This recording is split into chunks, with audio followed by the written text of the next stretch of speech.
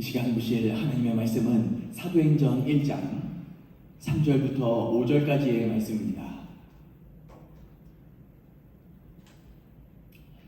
사도행전 1장 3절부터 5절까지의 말씀입니다.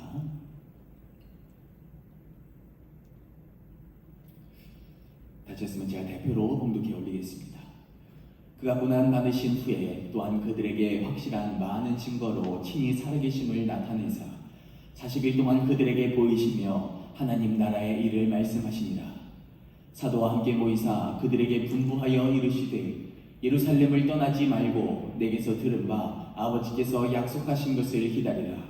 요한은 물로 세례를 베풀었으나 너희는 몇 날이 못되어 성령으로 세례를 받으리라 하셨느니라. 아멘. 할렐루야. 이 시간 금요예배에 참여하신 여러분을 축복합니다. 얼마 전 뉴스 기사에서 이 서해안 고속도로 목포 방향 쪽에서 붕괴 사고가 일어났다는 소식을 접한 적이 있었습니다. 그리고 이로 인해서 도로가 전면 통제가 되고 무려 40여 시간이 지난 뒤에야 1차로만 다시 운행이 되기 시작했다고 합니다. 그런데 안타깝게도 여기서 다시 한 가지 새로운 문제가 생기게 되는데, 왜냐하면 이 붕괴 난 곳이 하이패스 구간에서 불과 300m 떨어진 구간이었기 때문인 것입니다. 때문에 1차로만 보고서 속도를 줄이지 못한 차들이 이 구간에서 갑작스러운 정차로 인해 계속 연속으로 추돌 사고가 일어나기 시작했던 것이죠. 하지만 결론부터 말씀을 드리면 다행히도 이 추돌은 6대에서 멈추게 되었다고 합니다. 왜냐하면 당시 사건 현장을 보고 있던 강태호라는 경위는 곧바로 새로운 안전조치가 필요하다는 판단을 내렸기 때문인 것이죠.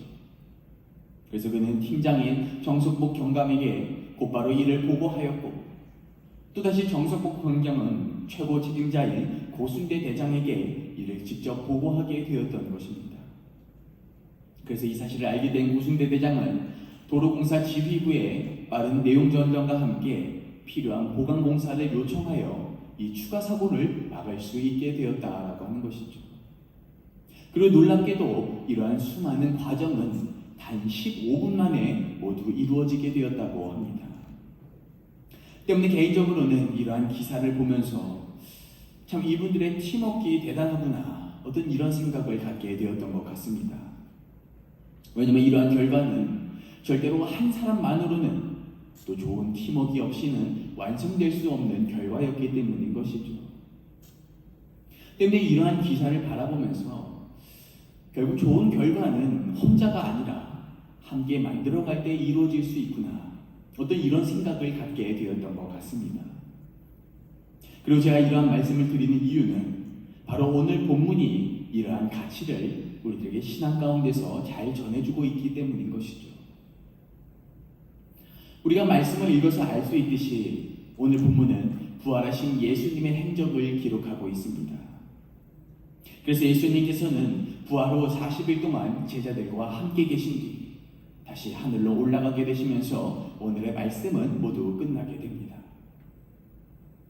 여러분께서는 오늘의 말씀을 어떻게 보셨습니까?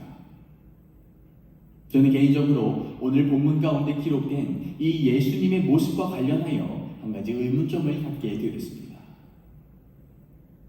그것은 어째서 예수님께서는 이 부활 후 40일 동안 땅에 머물고 계셨던 것인가 라는 의문점이었습니다. 왜냐하면 예수님께서 부활하셨다는 것을 다르게 표현하면 이제 예수님이 이 땅의 모든 사명은 전부 완수하셨다는 사실을 의미하고 있었기 때문인 것입니다. 즉 오늘 본문 속 예수님은 사실상 이제 당장 하늘 위로 올라가셔도 아무런 문제가 없는 상황이셨다라는 것입니다. 그런데 예수님께서는 구태여 이 40일이라는 기간 동안 계속 땅에 머물고 계셨다라는 것이죠. 그렇다면 그 이유가 대체 무엇 때문이냐라는 것입니다. 때문에 저는 어떤 이러한 의문 가운데서 다시금 오늘 본문을 살펴보기 시작하였는데, 그 가운데서 특별히 1장 4절과 5절의 말씀이 제 눈에 들어오게 되었습니다. 바로 사도와 함께 모이사 그들에게 분부하여 이르시되 예루살렘을 떠나지 말고 내게서 들은 바 아버지께서 약속하신 것을 기다리라.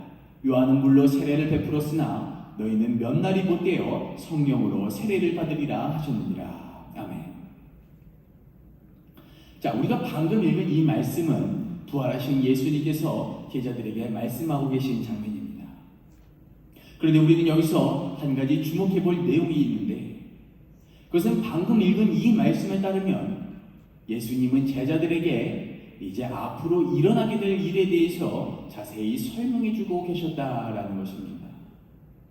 바로 성령 임재 사건에 대해서 말입니다. 때문에 저는 이러한 예수님의 모습과 그 행적을 보게 되자 마침내 오늘 본문 가운데서 40일 동안 머물고 계셨던 이유를 다음과 같이 발견하게 되었습니다. 바로 그것은 제자들에게 앞으로 나아가야 할 길을 가르쳐주기 위함이셨다라고 말이죠. 즉 한마디로 예수님께서는 제자들이 잘못된 길로 걸어가거나 혹은 두려워하지 않도록 미리 나아갈 길을 친절히 가르쳐주고 계셨다라는 것입니다. 그리고 바로 그렇기 때문에 저는 이러한 예수님의 모습이 굉장히 놀랍게 다가왔던 것입니다. 왜냐하면 앞서 전해드린 것처럼 사실 부활하신 예수님은 이제 이 땅에서 자신의 사명은 완수하신 것이나 다름이 없었기 때문인 것이죠. 하지만 그럼에도 예수님께서는 이 제자들을 위해 40일이라는 시간 동안 남아 계시면서 앞으로 나아가야 할 길을 전해주신 뒤에야 하늘로 올라가셨다라는 것입니다. 그걸 바로 그렇기 때문에 저는 이러한 예수님의 모습을 바라보면서 곧 마음 가운데 다음과 같은 생각을 갖게 되었다는 것이죠. 바로 진정한 사명은 나의 사명에서 끝나는 것이 아니라 다른 이들의 사명이 완성될 수 있도록 도움을 줄 때 진정으로 완성되는 것이구나 라고 말입니다. 그리고 동시에 그렇기 때문에 저는 우리가 이러한 예수님의 모습을 신앙 가운데서 새길 수 있어야 한다는 것입니다.